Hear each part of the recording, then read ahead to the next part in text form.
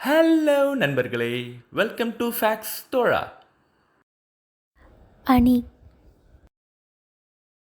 வேற்றுமை அணி. தேனும் வெள்ளை சர்க்கரையும் இனிப்புச் சுவை உடையவை. அவற்றுள் தேன் உடலுக்கு நன்மை செய்யும், வெள்ளை சர்க்கரை உடலுக்கு தீங்கு செய்யும்.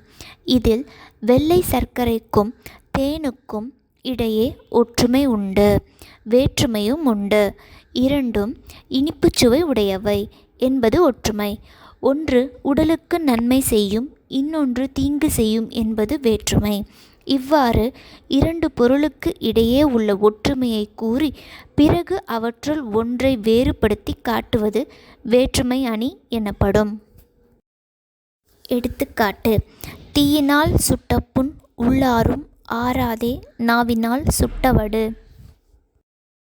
விளக்கம்: இத்திருக்குறளில் முதலில் நெருப்பு, கொடுஞ்சொல் ஆகிய இரண்டும் சுடும் தன்மை உடையவை என்று கூறப்படுகிறது. பின்னர் நெருப்பினால் சுட்ட காயம் ஆறிவிடும், உள்ளத்தில் ஏற்பட்ட வடு ஆறாது என்று இரண்டுக்கும் இடையே உள்ள வேறுபாடு கூறப்படுகிறது. எனவே இது வேற்றுமை அணியாகும். நன்றி. மேலும் இது போன்ற பல சுவாரஸ்யமான பதிவுகளுக்கு ஃபேக்ஸ் தோழாவை தொடர்ந்து பாருங்கள்.